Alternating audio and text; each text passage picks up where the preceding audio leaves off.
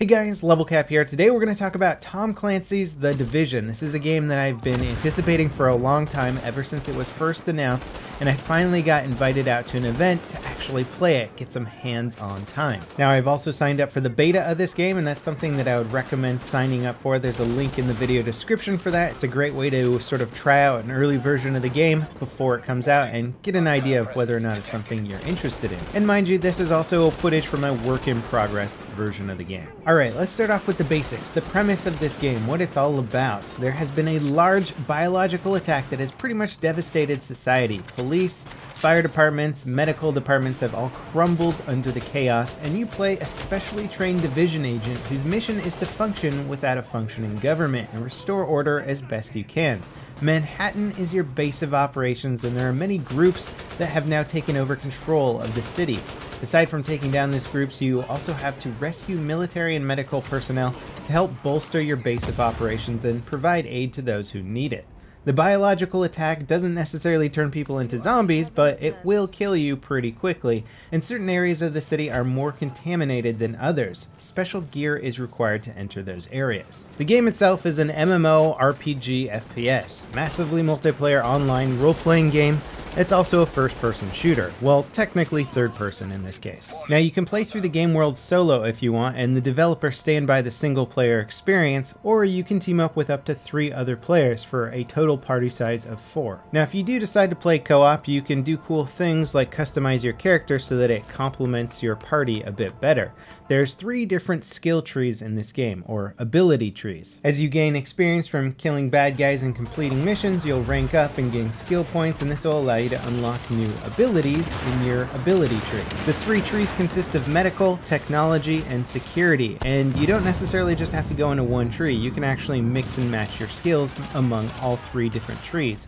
But different quests and missions will progress those trees at a different rate, so you can focus on certain kinds of missions if you want to progress one tree more than others. The medical tree gives you cool things like scanners and area effect heals. Tech trees will give you sticky bomb launchers, automatic turrets, secret grenades. The security tree gives you lots of armor options and shield options. You can place down shields mid-combat that'll not only block fire but give you damage bonuses and stuff like that. And there's also high-level signature skills that are on a much longer cooldown than your normal skills, but they provide a huge advantage in combat, like vastly increasing damage or fully healing everyone around you.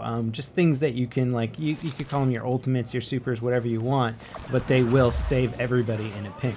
Now the UI is probably one of my favorite elements in the game. It has a high-tech yet very functional look to it, with nothing that sacrifices efficiency in exchange for visual flair. In your menu system, you can access all of your customization, your storage, your character progression. There's actually a lot of stuff that you need to access and get to quickly in this game, and I found it all pretty easy to get to.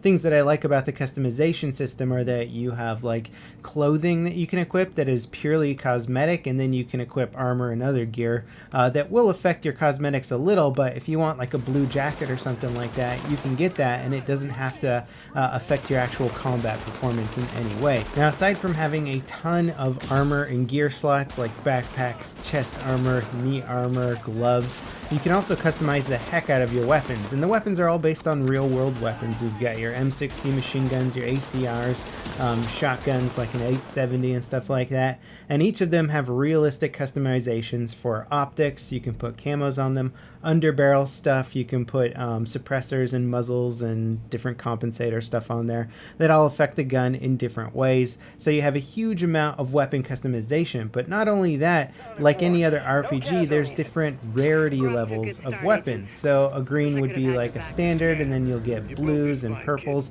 and yellows if you're really lucky, and those can be for the same kinds of weapons that you already like. So you could be sort of towards end game or high level game and still get a really high level ACR if that's like your favorite gun, and then you can modify it from there. There's also a crafting system, So it does actually have all those RPG elements that you would expect from a traditional RPG. Now, although you can carry a lot of weapons in your inventory, when you equip guns, you can have 2 different primary weapons and a sidearm. Now, something that I like about it is that it shows your primary weapon that you're not using on your back, so it's not like it just materializes from nowhere.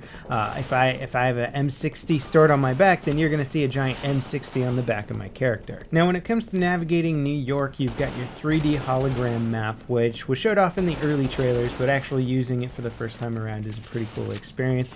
Again, it's very easy to use. The UI looks cool, but never sacrifices flashy visuals for your ability to navigate efficiently. And you can make waypoints on the map, and then you'll have little lines that show up on your screen as you're moving around. It's like you have a very advanced heads-up display that just mimics something that I would expect to see in modern military use. Now, the combat in game is pretty straightforward for anyone who's played a shooter before. It has a cover system for locking your character to environmental cover, and you can even blind fire over that cover for a safe but inaccurate shots on your opponent. And as you progress through the game and get to higher levels and meet more elite bad guys, there are normal levels of bad guys and then elite levels of bad guys, as you would expect in a typical RPG.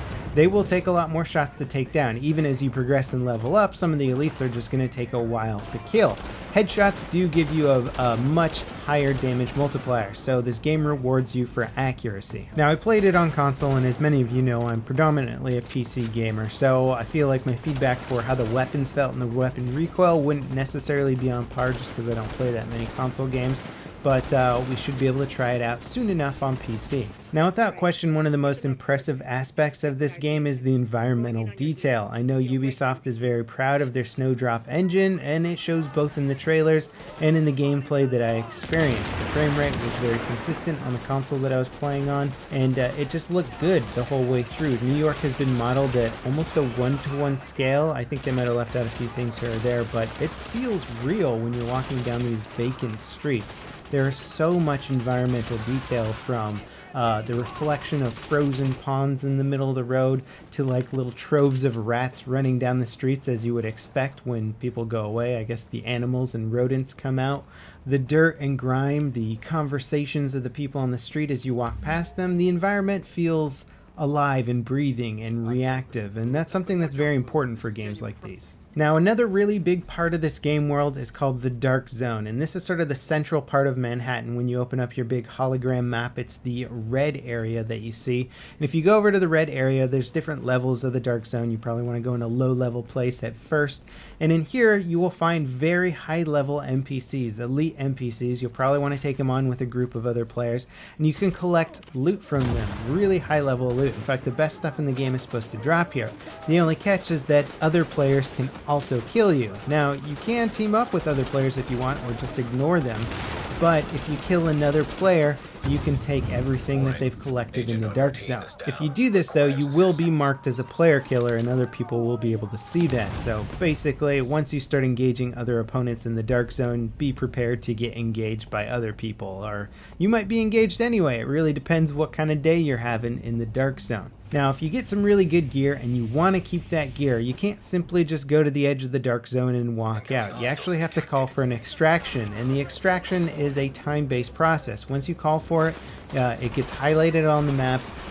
Other people can see it, and you basically have to just survive until the extraction comes. If another player engages you while you're waiting for that extraction and kills you and takes your gear, well, that's his gear now, and you lost it pretty much forever, unless you can find him again and kill him before he gets extracted. So this is a very brutal part of the game. Of course, you have the option to ignore this area entirely if you want, but I have a feeling probably some of the coolest stuff is going to happen here. Anyway, that kind of wraps it up for my general overview of The Division. Again, I only played it for a couple of hours. When the beta or the full game comes out, I'll get much more in depth with what you can do in this game and what I actually think of it. If you want to play the beta, again, there's a link in the video description. You can sign up for it there. I'd highly recommend doing so. And as always, guys, thanks for watching. I'll see you next time. This is Level Cap, signing off.